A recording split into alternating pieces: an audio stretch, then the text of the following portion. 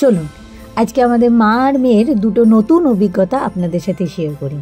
তার আগে বলুন আপনারা কেমন আছেন? আশা করি সবাই খুব ভালো আছেন, আমরাও খুব ভালো আছি। আমি পিয়ালি, আমার আরেকটা নতুন মিনি ব্লগে আপনাদের সকলকে ওয়েলকাম। আজ দিনটা 1 ডিসেম্বর 2025। সকালে ঘুম থেকে উঠে মা আর মেয়ে ঠিক করলাম দিনটা ঘরে বসে না কাটিয়ে কোথাও থেকে ঘুরে আসি।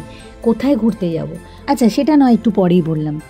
আগে প্রথম অভিজ্ঞতাটা বলি। আজ প্রথমবার আমরা মা মেয়ে আন্ডার ওয়াটার যে মেট্রো সার্ভিসটা আছে সেটা অ্যাভেল করলাম। এটা একদম প্রথমবার এক্সপিরিয়েন্স আমাদের।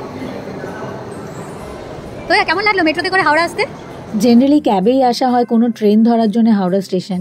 This is the first time আমরা এমনি মেট্রোতে আসলাম আর খুব ভালো লাগলো। আর তারপরে আমরা নিয়েছিলাম হচ্ছে একটা লোকাল ট্রেন। বহু বছর পরে আমি লোকাল ট্রেনে উঠলাম। আর স্পেশালি যেই লাইনটা দিয়ে আমরা যাচ্ছিলাম এখানে আমার মামার বাড়িও পড়ে, তো বহু ছোটোবেলার কথা মনে পড়ছিল। স্পেশালি মাকে জড়িয়ে থাকা বহু স্মৃতি আমার একের পর এক মনে পড়ছিল। শেষমেশ আমরা এসে পৌঁছালাম আমাদের গন্তব্য স্টেশন ব্যান্ডেল। আর সকালে উঠেই আমরা ভাবলাম এই ডিসেম্বর মাসটা শুরু করা যাক একটা কোনো চার্চ থেকে। আমরা সকলেই জানি যে ডিসেম্বর যিশুর জন্ম মাস, আর এই পবিত্র মাসটা যদি একটা চার্চ থেকে শুরু করা যায় তার থেকে বেটার আর কি হতে পারে।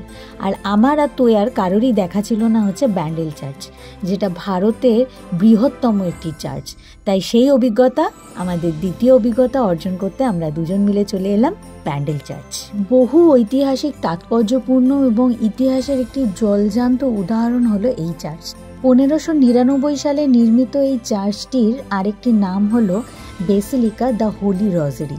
1500 খ্রিস্টাব্দে পর্তুগিজরা এই চার্চের নির্মাণ করেন। পরবর্তীকালে মোগল আমলে এই চার্চকে প্রচুর উত্থান পতনের সম্মুখীন হতে হয়, কিন্তু তা সত্ত্বেও বর্তমানে এই চার্চটি ভারতবর্ষের অন্যতম একটি বৃহত্তম চার্চ এবং সসম্মান ও সগৌরবে মাথা উঁচু করে এখনও বিরাজমান।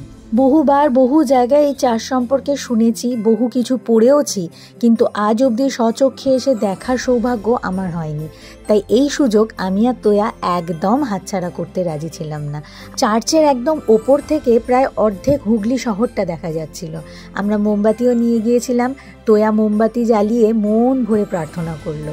এই ডিসেম্বর মাসটা হলো এমন একটা মাস যা শেষ আর শুরু সন্ধিক্ষণ। তিক্ত মিষ্টি অভিজ্ঞতাগুলোকে পেছনে ফেলে রেখে নতুনের দিকে এগিয়ে যেতে হবে। হাসি মুখে আরও নতুন নতুন অভিজ্ঞতা আর নতুন নতুন স্মৃতি বানানোর দিকে এগিয়ে যেতে হবে। সমস্ত অভিজ্ঞতা আপনাদের সাথে শেয়ার করব। সবাই খুব ভালো থাকবেন, সুস্থ থাকবেন। দেখা হবে আবার।